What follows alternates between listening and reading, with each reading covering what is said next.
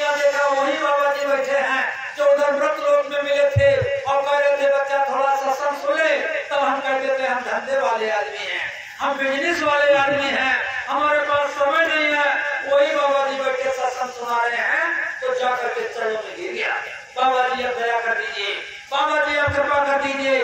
बाबा जी मुस्कुराए और कहने लगे बच्चा कहाँ गया तुम्हारा धंधा, और कहाँ गया तुम्हारा बिजनेस, और कहाँ गए तुम्हारे घर परिवार के लोग, और कहाँ गए सरसों तीली के खाली बोरे। कहने लगे हजूर ठग लिए गए।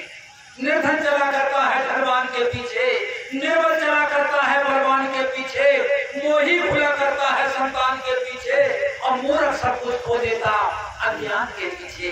अज्ञान में होकर के हमने अपने सांसों के खजाने को खत्म किया। अब हजूर हम पर दया कर दीजिए। बोला बच्चा दया तो हो गई, तब तो तुम यहाँ आ गए। अब यहाँ आए तो बैठ करके सत्संग सुन लो। उधर तो तुम्हारे पास समय नहीं था, लेकिन इधर अब कोई काम है नहीं, यहाँ बैठ करके सत्संग सुनो। उधर अगर हम ना मिले होते तो इधर मिलने वाले नहीं थे। आप कहने लगे बाबा जी अब दया कर दीजिए, आए तो हैं इधर, लेकिन 2 घंटे के लिए आए हैं।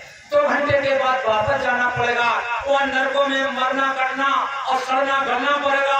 हजूर दया कर दीजिए।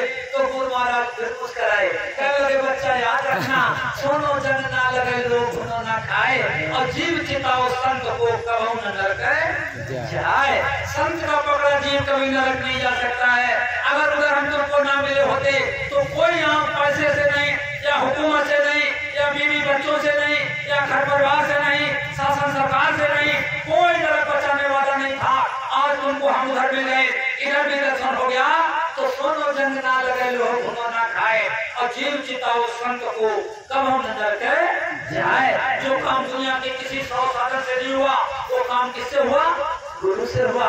तो कहो ऐसे गुरु के लिए 1 महीने में 5 दिन देना चाहिए कि नहीं देना चाहिए? बिल्कुल। सब लोग बताओ देना चाहिए कि नहीं देना चाहिए? और महाराज वहाँ से खबर भिजवा रहे हैं, वो जानते हैं बच्चा हमारे ऊपर तुम्हारी जिम्मेदारी, और तुमने संकल्प लिया था कि 1 महीने में हम 5 दिन का समय प्रचार में देंगे और लोगों से मिलने में देंगे, सत्संग में देंगे।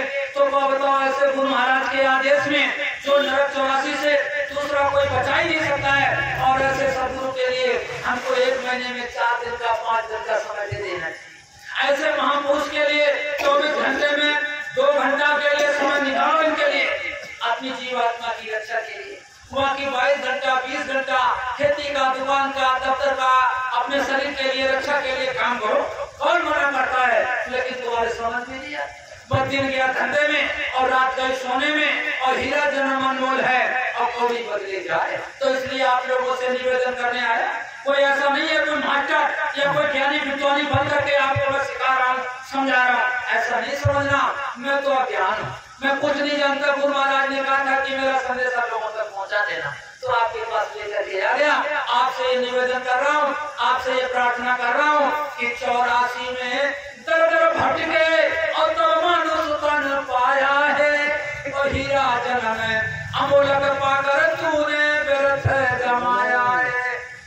सांसों का अनमोल खजाना खर्च होता जाता है, और भाग से पाया आया नरतन हाथ से निकला जाता है।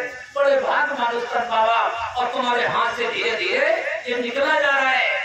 प्रभु का भजन किया ना तूने और सारी उम्र कर दी बर्बाद, तो नरक कुंड में जब पहुंचोगे कौन सुनेगा तेरी फरियाद। अभी 2 साल 10 साल के बाद ये मौत आने वाली है, और यहाँ से निकाल करके जब उधर तुम्हारी पेशी होगी, कौन तुम्हारी फरियाद को सुनेगा? इसलिए आप लोगों से हाथ जोड़ करके, मस्तक निभा करके आपसे निवेदन कर रहा हूँ कि अभी समय चेत जाओ बंदे, और उठो भजन में लगी जाओ, और बाबा जी के पास में जाकर नाम रतन धन ले आओ। चले जाओ बाबा जी के पास, ले लो इनसे अपने भजन पूजा करने का रास्ता।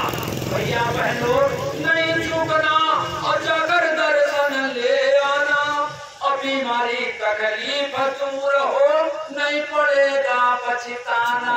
ऐसे महात्मा है जिनसे अपनी तकलीफ कह देने से ही तकलीफ में आराम मिलना शुरू हो जाता है।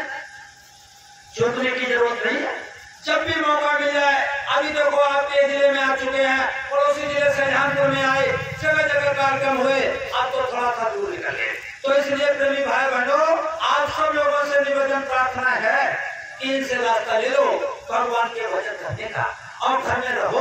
देखो माँ के घर में जब हम आए थे बड़ी सीधी सिंपल सी बात समझ लीजिए, जिसको अध्यात्म बात है, साइंस आप छोड़, यानी जीवात्मा का ये विज्ञान है, जल्दी समझ में नहीं आएगा, लेकिन मैं बड़ी सीधी सुंदर सरल भाषा में आपको सुना रहा हूँ, समझा रहा हूँ कि माँ के घर में जब 5 महीने का पिंड तैयार हुआ था, हमारे गुरु महाराज जी कहते थे 5 महीने का जब पिंड तैयार हुआ तो 5 महीने के बाद वो मालिक के दरबार से यानी भगवान के दरबार से हमको आपको माँ के घर में उतार दिया गया।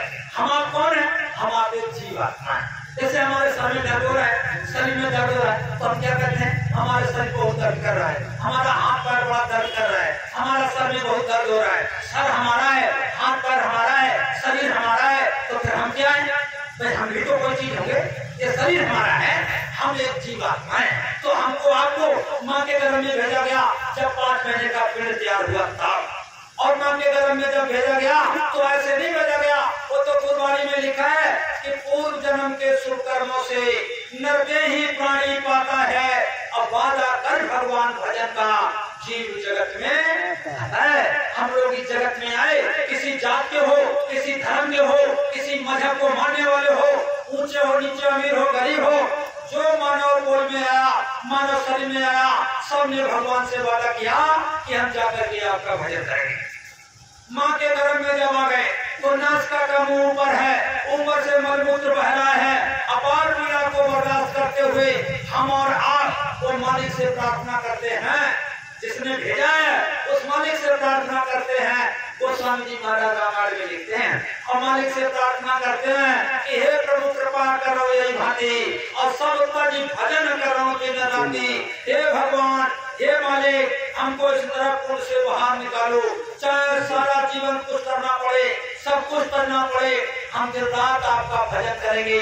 ऐसा वादा लेकर के हम आप लोग इस मानव माँ के गर्भ से बाहर आए, और माँ के गर्भ से जब बाहर आए तो भूल गए बातें, भूल गए अपनी पहचान। हमारे गुरु महाराज एक बार सुनाए कि एक बार शेर का बच्चा धोखे से भेड़ों के झुंड में पहुंच गया। बच्चा तो शेर का था लेकिन पहुंच गया भेड़ों के झुंड में, और शेर अपने बच्चे की तलाश कर रहा। जब उसने देखा मेरा बच्चा कहाँ गुम हो गया तो दूर से देखा, अरे वो तो भेड़ों के झुंड में घूम रहा है। इशारे से उसको बुलाया, क्योंकि वहां जाता तो सब भाग जाते। इशारे से उसको बुलाया, बच्चा तुम इधर आओ, अपने करीब ले आया और कहा तुम शेर हो, शेर कहाँ भेड़ों के चक्कर में घूम रहे हो, उठाओ गर्दन और लगाओ दहाड़, भेड़ों की औकात के गलिए तक भाग जाए। अरे कहने लगे हजूर क्या कह रहे हो, हम तो नीचे गर्दन करके चलना सीख गए, अब ऊपर गर्दन ही नहीं उठ रही है, हम तो नीचे गर्दन करके चलना सीख रहे, आप कहते हो दहाड़ लगाओ, हम तो भेड़ करना सीख गए, हम पर दहाड़ लगती नहीं है। शेर समझ गया कि इसने अपनी पहचान को खत्म कर दिया है तो हमारा ही बच्चा है, तो हमारा ही जैसा, लेकिन इसकी पहचान इसको नहीं है कि हमारे अंदर पावर कितना है। वो पानी के पास ले गया शेर अपने बच्चे को, और पानी के किनारे खड़े होकर के और कहा देखो मुझमें तुझमें कोई अंतर नहीं, तो फिर हमारी तरफ देखो, तुम ठीक हमारे जैसे हो, और उठाओ गर्दन और लगाओ दहाड़, भेड़ों की औकात के गलिया तक भाग जाए। और धीरे धीरे गर्दन उठाई और जब दहाड़ लगाई तो भेड़ और गलिया सब था। तो गुरु महाराज कहते थे बच्चा, ये जीवात्मा तो आई सतलोक से, लेकिन यहाँ काल माया के लोक में आकर के मन की दोस्ती इंद्रियों रूपी भेड़ों से हो गई, मन रूपी गड़िया की दोस्ती इंद्रिय रूपी भेड़ों से हो गई, और उन्हीं के साथ उसने जीवात्मा को घसीट दिया और वो अपनी पहचान को खत्म कर रहे। क्या हमारे अंदर पावर है, क्या हमारे अंदर शक्ति है? तो गुरु महाराज समझाते थे बच्चा, तुमने वादा तो किया था सबका भजन करो दिन राति, लेकिन ये कलयुग है, यहाँ जजना कुछ नहीं है। सतयुग द्वापर त्रेता में ऋषियों मुनियों ने सब कुछ कर दिया था, जंगलों में चले गए, पहाड़ों में चले गए, दीमक लग गया, खाद जमाई, बड़ी बड़ी कठिन जाग तपस्या किया, लेकिन कलयुग में तजना कुछ नहीं है। अच्छे कपड़े पहनो, अच्छे मकान में रहो, सारे दिन खेती दुकान दफ्तर का काम करो, शाम को बाल बच्चों की सेवा करो, दिन में 10 बार भूख लगे तो भोजन करो, चाहे 10 बार कपड़े बदलो, कोई मना नहीं है। लेकिन 24 घंटे में 1 घंटा शाम को सूरज को बैठ करके उस मालिक को याद करो, भजन करने का रास्ता महाराज जी से ले लो, यही सच्चा है। इनके अलावा दूसरा कोई रास्ता देने वाला इस भूमंडल पर नहीं है। कोटिन करो उपाय भटक सगरो जग आवो, कोटिन करो उपाय भटक सगरो जग आवो, और और बिना गुरु के मिले प्रभु को भेद न पाओ। जब तक तीरथ व्रत करे बहु तेरा कोई, और बिना वसीले संत प्रभु से भेंट न हुई। जब तक प्रभु गुरु नहीं मिलेगा, काना गुरु बोले गोविंद से, और कहते वेद पुराण, और बिना दया गुरुदेव के मिलत नहीं भगवान। जब तक आपको गुरु महाराज नहीं मिलेंगे, पूजनी महाराज जिसमें भक्त में आपको नहीं मिलेंगे, तब तक आपको नहीं मिलने वाला है रास्ता। तो वादा तो किया सब तक भजन करोगे नती, लेकिन भजन करने का रास्ता महाराज जी से ले लो, और 24 घंटे में समय निकाल करके 1 घंटा सुबह शाम बैठ करके उस मालिक को याद करो।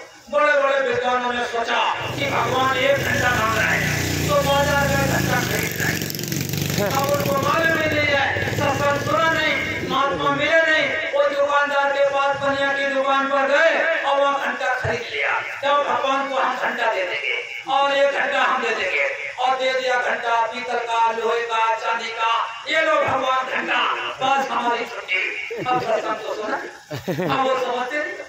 अरे भाई कोई गाड़ी का ड्राइवर होता है तो ड्राइवर का भोजन अलग होता है और गाड़ी का भोजन अलग होता है। ऐसा नहीं है कि जो गाड़ी का भोजन है वो ड्राइवर का भोजन हो। अरे गाड़ी का भोजन तो डीजल और पेट्रोल है, लेकिन ड्राइवर का भोजन डीजल और पेट्रोल नहीं है, उसका दूसरा। ऐसे आपकी ये गाड़ी है, इसको चलाने वाला एक ड्राइवर, यदि एक शक्ति इसके अंदर बैठी हुई है, वो एक गाड़ी है, वो ड्राइवर है। वही ड्राइवर तुम्हारे घर से यहाँ तक लेकर के आए इस गाड़ी को, और वही ड्राइवर यहाँ से घर तक ले जाएगा। अगर किसी का ड्राइवर यहाँ से खिसक जाए तो गाड़ी जाने वाली।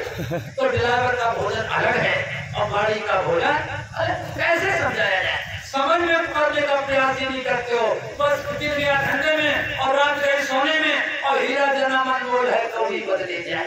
समझ नहीं रहे, बड़े भाग मानुष तक पावा, सुर दुर्लभ सत्संग गावा, बड़े भाग से ये मानव शरीर मिला। देवी देवता इसके लिए तरस रहे हैं, इसलिए प्रेमियों 24 घंटे में समय निकालो मालिक को याद करने के लिए। और किससे वादा किया था? उस मालिक से वादा किया जिसने ये मानव शरीर दिया है। अमीर गरीब जात धर्म मजहब की बात नहीं है, जो मानव कोल में आए सबने उस भगवान से वादा किया हम जाकर के आपका भजन करेंगे। मानव शरीर में एक दिन ऐसा समय आएगा, गुरु महाराज कहते थे बच्चा आएगी नोटिस जमानत न होगी। एक दिन तो नोटिस आएगा मौत का, आएगी नोटिस जमानत न होगी, और पल्ले अगर कुछ अमानत न होगी, एक दिन नोटिस आएगा मौत का, परवाना आएगा मौत का। मार मार के लातों और घूसों से जीवात्मा को निकाल करके धर्मराज के दरबार में खड़ा कर दिया जाएगा। उस मालिक से तुमने वादा किया था, जिसने ये मानव शरीर आपको दिया, इसने सुख सुविधा के लिए सदैव सामान दिया, उस मालिक से वादा किया था सब उसका भजन करोगे रात्रि। और आपने अगर इसमें से 24 घंटे में घंटे 2 घंटे का समय नहीं निकाला तो गुरु महाराज कहे बच्चा आएगी नोटिस जमानत न होगी, पल्ले अगर कुछ जमानत न होगी। और मालिक के दरबार में जब न्याय के तखत पर आप खड़े किए जाओगे तो वो नहीं पूछेगा कि कैसे बाल बच्चे रहे, कैसे खेती बाड़ी का काम चला, वो तो पूछेगा तुमने भजन क्यों नहीं किया। कोई महात्मा ने इतना समझाया गांव गांव गली गली में, और आवाज लगाई कि ये मानव शरीर भजन करने के लिए मिला और कर लो थोड़ा भजन, तो तुमने ये क्यों नहीं किया। तो इतनी मार पड़ेगी कि चीखने चिल्लाने की आवाज लाखों में कर जाएगी, कोई सुनने वाला नहीं।